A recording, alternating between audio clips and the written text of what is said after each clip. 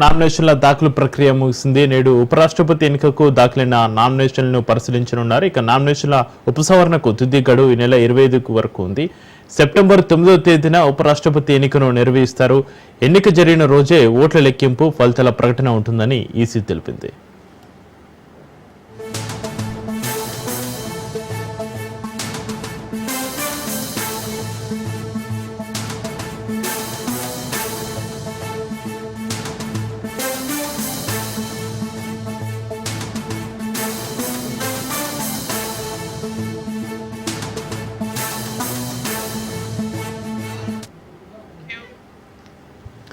భారత ఉపరాష్ట్రపతి ఎన్నికకు నామినేషన్ల దాఖలు ప్రక్రియ ముగిసింది. నేడు ఉపరాష్ట్రపతి ఎన్నికకు దాఖలైన నామినేషన్ను పరిశీలించనున్నారు.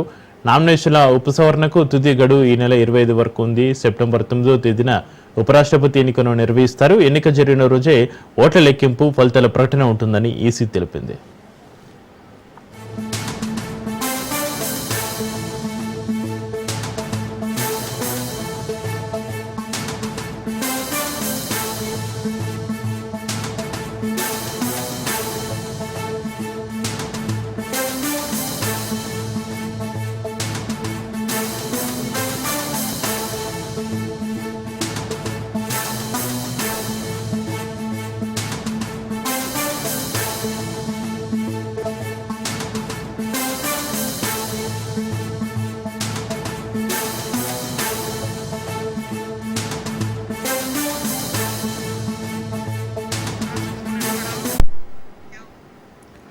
భారత ఉపరాష్ట్రపతి ఎన్నికకు నామినేషన్ల దాఖలు ప్రక్రియ ముగిసింది. నేడు ఉపరాష్ట్రపతి ఎన్నికకు దాఖలైన నామినేషన్లను పరిశీలించనున్నారు. ఇక దీనికి సంబంధించి మరింత సమాచారాన్ని మా ప్రతినిధి రాజు ఫోన్లైన్లో అందిస్తారు. రాజు.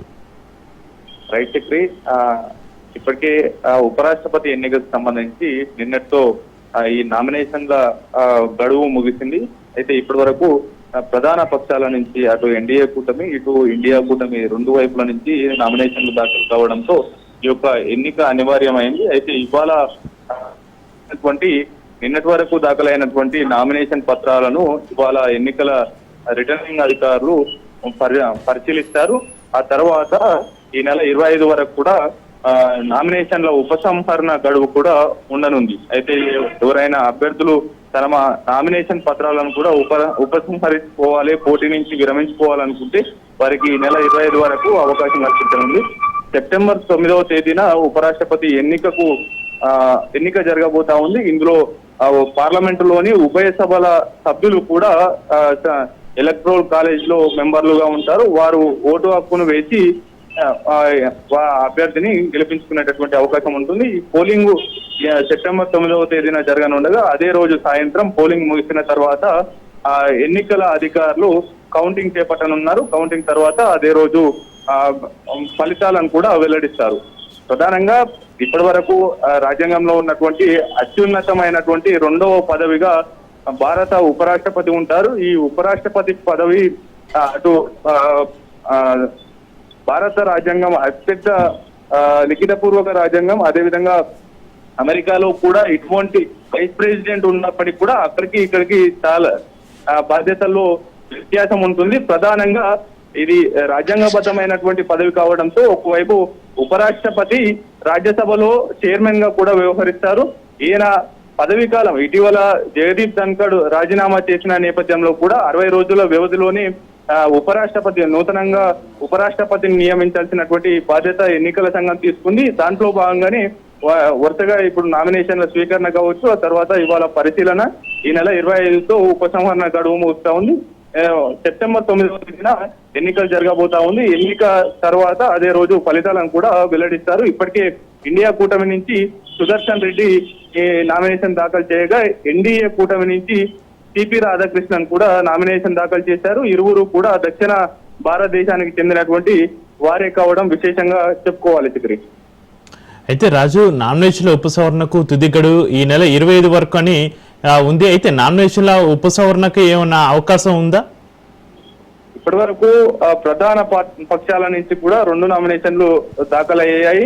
ఒక్కొక్కరు 4 సెట్లుగా ఈ యొక్క నామినేషన్లు దాఖలు చేశారు. వారు సెక్యూరిటీ డిపాజిట్ గా ఉపరాష్ట్రపతి ఎన్నికకు నామినేషన్ దాఖలు చేయాలంటే సెక్యూరిటీ డిపాజిట్ గా ఆ ఎన్నికల సంఘానికి 15,000 రూపాయలను కూడా డిపాజిట్ చేయాల్సి ఉంటుంది. ఇరు పక్షాల నుంచి కూడా నామినేషన్లు దాఖలయ్యాయి. అటు ఇండియా కూటమి నుంచి సుదర్శన్ రెడ్డి, ఎన్డీఏ కూటమి నుంచి సిపి రాధాకృష్ణన్ నామినేషన్ దాఖలు చేశారు.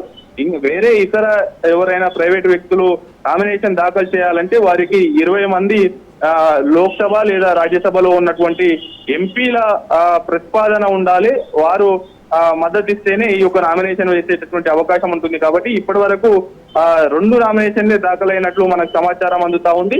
మిగతా ఏ ఒక్కరు కూడా నామినేషన్ వేయనట్లు తెలుస్తా ఉంది. ఇవాళ సాయంత్రం కూడా ఎన్ని నామినేషన్లు వచ్చాయి ఏంటనేది కూడా పూర్తి స్థాయిలో ఎన్నికల రిటర్నింగ్ అధికారి ప్రమోద్ చంద్ర మోడీ స్పష్టం చేసేటటువంటి అవకాశం ఉంది. ఇప్పటి వరకు అయితే నామినేషన్ దాఖలు చేసినటువంటి సుదర్శన్ రెడ్డి కావచ్చు, అదేవిధంగా ఎన్డీఏ కూటమి నుంచి సిపి రాధాకృష్ణన్ ఇరువురు కూడా ఉపసంహరణ చేసుకునేటటువంటి అవకాశం లేదు. ఎందుకంటే అన్ని ఆలోచించి తమకు పూర్తి స్థాయిలో ఉపరాష్ట్రపతి గెలుపుకు కావాల్సినటువంటి అన్ని అవకాశాలు ఉన్నాయని సిపి రాధాకృష్ణ అటు సిపి రాధాకృష్ణన్ కూడా ఎన్డీఏ కూటమి ఉపరాష్ట్రపతి అభ్యర్థిగా ప్రతిపాదన చేసింది, ఖరారు చేసింది. మెజార్టీ కూడా ఎన్డీఏ కూటమి సభ్యులు ఓట్లు ఉన్నాయి కాబట్టి వారు ఉపసంహరించుకునేటటువంటి అవకాశం లేదు. మరోవైపు ఇండియా కూటమి కూడా ఈ యొక్క ఉపరాష్ట్రపతి ఎన్నికను ఏకగ్రీవం కాకుండా ఉంచేందుకే ఈ యొక్క ఎన్నికలలో పాల్గొంటున్నది అనేటటువంటి చర్చ కూడా నడుస్తా ఉంది. పూర్తి స్థాయిలో కూడా గెలుపు అనేది కూడా చివరి అంశం వరకు చూడాల్సినటువంటి చివరి నిమిషం వరకు వెయిట్ చేయాల్సినటువంటి అవకాశం ఉంది. ఎవరైనా క్రాస్ ఓటింగ్ కి పాల్పడితే గనక అటు ప్రతిపక్షానికి చెందినటువంటి ప్రతిపక్ష పార్టీల అభ్యర్థిగా ఉన్నటువంటి సుదర్శన్ రెడ్డి గెలిచేటటువంటి ఛాన్సెస్ కూడా ఉంది. కాబట్టి ఇప్పటికే ఈ యొక్క ఎన్నికను ఏకగ్రీవం కాకుండా ఉంచేందుకు బరిలో దిగినటువంటి ఇండియా కూటమి అభ్యర్థి సుదర్శన్ రెడ్డి నామినేషన్లు ఉపసంహరించుకునేటటువంటి ఛాన్స్ అయితే కనిపించడం లేదు. ఎట్టి పరిస్థితుల్లో ఈ యొక్క ఉపరాష్ట్రపతి ఎన్నిక సెప్టెంబర్ 9వ తేదీన జరగబోతా ఉంది. Right, thank you Raju.